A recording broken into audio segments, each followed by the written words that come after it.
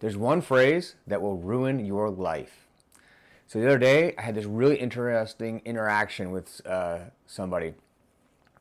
And this is the kind of person that you instinctively try and limit your time around. Like, you don't like them, you don't like spending time with them, but you can't really say why. Like, they don't do anything you can pinpoint. It says, oh, I don't like them because of this or that. And they're not actively rude, but they're also not overly nice. There's just something about them that you're just like, ugh.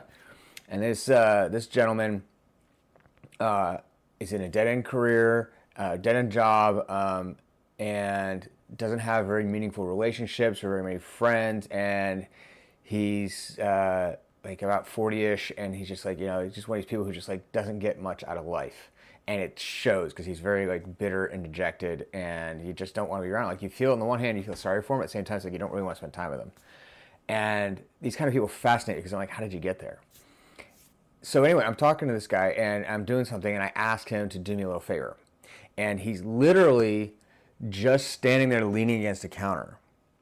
And the favor I asked him to do, take him like 30 seconds. Go get me this one thing. Take him like 30 seconds, walk, a dozen steps. And he just shrugs and goes, not my problem, and walks away. And of course, I was infuriated. But then I realized that this is how he goes through life. And this is the root of his problem. This is why he doesn't have very many friends. This is why he's in a dead-end job. This is why he's not getting very much out of life, and he feels bitter and dejected and like the world is beating him down. Because human beings, we're social creatures, and we instinctively avoid people who we know won't be there for us. Because as in tribal times, we needed other people to survive. And so it's a deep, deep instinct to be part of a group that we know we can count on. People who are going to, be able to help us in a crisis situation, help us provide food, protect us, while we sleep, and we'll protect them while they sleep in this give and take. And we don't really need that today, but we still instinctively are repelled by people who we know we cannot count on. And if you go through life constantly thinking like this guy, is this my problem? Not my problem. I'm not going to do anything about it. Then you end up acting that way. And whether you say it or not, like this guy actually said it, which is kind of bizarre to me, but whether you say it or not, other people feel it. And when they feel it, deep down inside, they're like, I don't want to be around this person. And so they don't spend time around you. They don't want to find out more about you. They're not interested in you. And so you don't get job opportunities. You don't get people wanting to be your friend. You don't get the things in life, the connections that make it worthwhile and help you move forward. So what's the solution? Well, obviously, don't think that way. But a lot of people also go through life in the opposite end and thinking like everything is their problem. They got to solve everybody's problem. They got to help everybody out. That doesn't help you. That's going the other extreme too far. A better way to think about it is instead of asking yourself in your mind, is this my problem? Think in your mind, can I be of use? It's that simple. Can I be of use?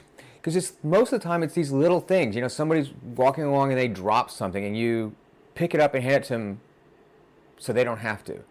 That's being of use. It didn't cost you anything. Letting somebody merge into traffic when it's like really when there's construction in the road or whatever. It didn't cost you anything.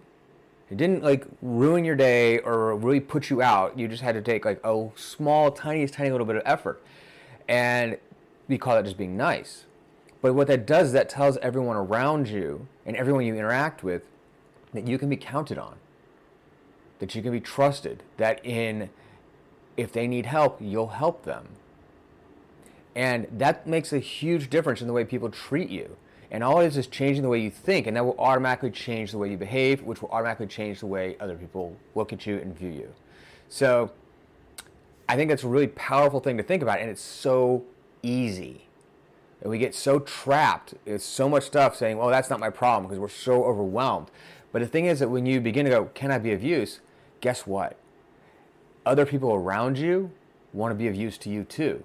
And they actually lighten your load. Those little bit of efforts, if I put in that little bit of effort to pick up a piece of paper that somebody dropped and hand it to them.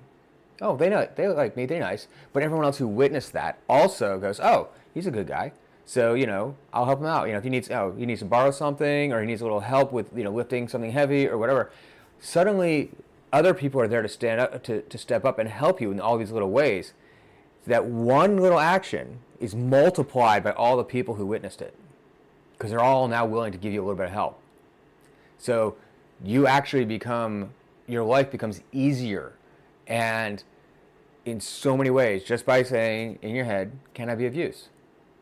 And sometimes you can't be of use, but just the very fact that you think that way instead of, is this my problem, changes everything.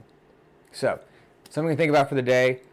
Try it out. If you're in a really tough spot, you're mentally worn out, whatever, try that for the day. Just go through the day, say, can I be of use? Put that focus out there as, can I be of use, as opposed to, is that my problem? And see if it makes any difference. And if it does, I'd love to hear it in the comments. Like, write in the comments, tell me your experience if you tried it for one day. All right? Peace. Love y'all.